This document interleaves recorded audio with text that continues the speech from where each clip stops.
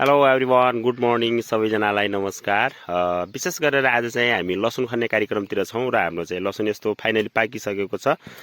अब चाहिँ हामी आज लसुन खन्ने प्रक्रियामा चाहिँ किन भन्दा चाहिँ हाम्रो लसुन कोही ठाउँ यस्तै ढलेको पनि छ, कोही ठाउँ चाहिँ यस्तो ठाडो पनि छ र यता चाहिँ मेरो भान्जाल चाहिँ खन्ने चाहिँ सुरु गरिसक्नु भएको छ भने अब चाहिँ हामी आधा टोली चाहिँ उता अलि अगाडि पनि छन्, यताबाट चाहिँ स्टार्ट भइरहेछ र केही विशेष हाम्रो जेठानहरू त्यस पछाडि हाम्रो चाहिँ राजाहरू आउने बाँकी पनि छ। अहिले चाहिँ हामी फाइनली हामी सुरु गर्दैछौँ। हजुरको माझमा चाहिँ हामीले आज लसुन खनेको भ्लग ल्याएर अथवा चाहिँ भिडियो ल्याएर आउनेछौँ है। आज चाहिँ विशेष गरेर हामी चाहिँ लसुन खन्ने प्रक्रियामा छौँ। हाम्रो लसुन चाहिँ हजुरको माझमा मैले लगाउँदै गरेको भिडियोहरू पनि राखेको थिएँ र आज चाहिँ हामी खन्ने प्रक्रियामा पनि आइसकेका छौँ र विशेष गरेर आज चाहिँ हामी दाजुभाइ मिलेर दिदीबहिनी मिलेर आज चाहिँ हामी मेरो लसुन खन्दैछौँ हामी। ल हाम्रो यता जेठन साहबहरू पनि आइसक्नु भएको छ, दिदीहरू पनि आइसक्नु भएको छ र मेरो राजा दीर्घराज चाहिँ ठकुरी पनि पुगिसक्नु भएको छ। हाम्रो चाहिँ सबैजना जम्मा भइसक्नु भएको छ है। अब खन्ने सुरु हुँदैछ। ल फाइनली हामी चाहिँ अब खन्ने तर्खरतिर लागिसकेका छौँ र हाम्रो चाहिँ यता दीर्घराज साई ठकुरी चाहिँ मजाले चाहिँ लसुन खनिराख्नु भएको छ र लसुनको दानाहरूको माझमा पनि देखाउँदै हुनुहुन्छ यता। र यता चाहिँ मेरो जेठन साहब पनि लागिसक्नु भएको छ। हामी चाहिँ अब सबैजना जोडजम्मा भएर हामीले चाहिँ खन्ने सुरु गरिसकेका छौँ।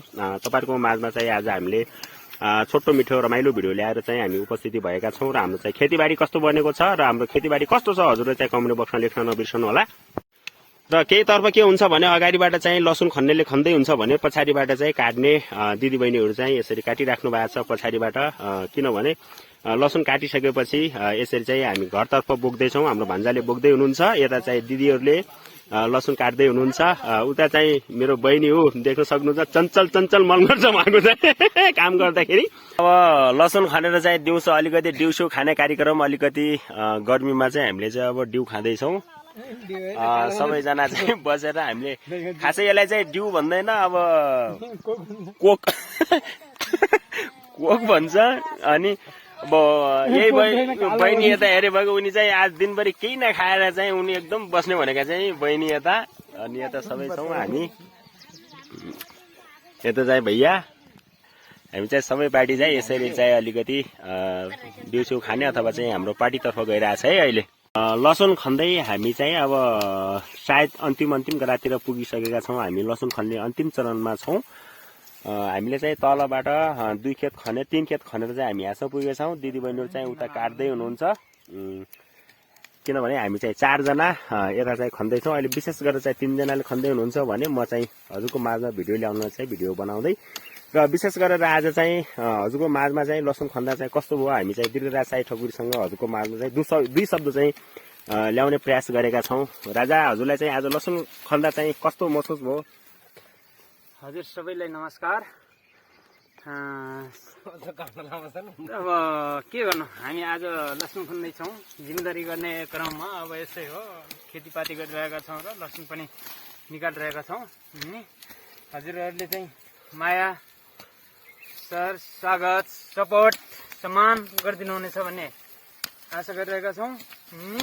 लसुन खनिरहेका छौँ हजुर, साँझसम्म सक्नुपर्ने ऊ छ। अनि हजुरहरूले चाहिँ माया गरिदिनु होला। ल थापा युट्युब च्यानलमा लाइक कमेन्ट र सब्सक्राइब गरिदिनु होला भन्दै अनि मेरो तर्फबाट मेरो नाम दीर्घराज साई कुसे 4 बिदा हुन्छ। हस् त, नमस्कार।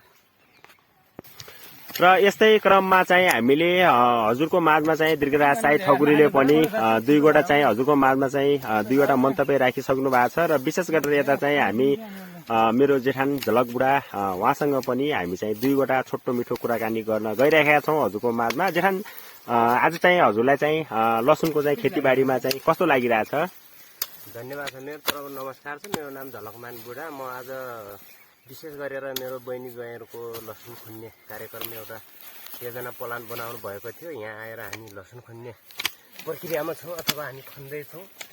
सिद्ध्याउने तर्खरमा पनि छौँ र के गर्ने, अब परदेशी भइयो, गर्नुपर्छ, कमाउनुपर्छ, बालबच्चा पाल्नुपर्छ। हजुर जे जस्तो भए पनि सन्तुष्टि भएरै बस्नुपर्छ। घरमा भए पनि परदेशमा भए पनि जहाँ भए पनि सन्तोषी नै भएर दुःख त गर्नै पर्ने। दुखारीको छोरा दुखी नै हो।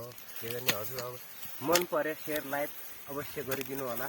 तपाईँहरूलाई युट्युब च्यानल हस् नमस्कार हजुर धन्यवाद छ हजुरलाई पनि र विशेष गरेर हामी चाहिँ हजुरको माझमा चाहिँ दीर्घराज साई ठकुरी र झलकमान बुढा चाहिँ मेरो जेठान अथवा चाहिँ मेरो राजा पनि हुनुहुन्छ उहाँले पनि चाहिँ 2वटा शब्द चाहिँ हजुरको माझमा राखिसक्नु भएको छ र आज चाहिँ उहाँले खन्दाखेरि यति मेहनत गर्नु भएको छ भन्ने कुरा किन भने दीर्घराज साई ठकुरी अथवा चाहिँ झलकमान बुढा मेरो जेठान अथवा चाहिँ मेरो दाजुलाई मात्र थाहा होला गाँठा मुढा चाहिँ कसरी तपाईँको चाहिँ परिश्रम गर्दा चाहिँ नाङ्गो गाँठा चाहिँ माटोमा कसरी मिलाएर खन्नुपर्छ र यहाँको पीडा खन्दाको पीडा चाहिँ कस्तो हुन्छ र किसान गर्ने पीडा चाहिँ कस्तो हुन्छ भन्ने कुरा विशेष कृषकहरूलाई मात्र थाहा हुन्छ सबैलाई थाहा हुँदैन हजुरको माझमा चाहिँ हामीले यस्ता यस्ता भिडियोहरू खासै ल्याउने गरेका छौँ तपाईँहरूको माझमा चाहिँ कस्तो लाग्छ सल्लाह सुझाव दिन चाहिँ नबिर्सनु होला भन्न चाहन्छु म ल अब चाहिँ हामीले घरतर्फ पनि लसुन बोकेर पनि अब हामीले चाहिँ यसरी सुकाइसकेका छौँ फाइनल साथीहरू देख्न सक्नुहुन्छ किन भन्दा चाहिँ अब लसुन काटिसकेपछि यसरी सुकाउनु पर्छ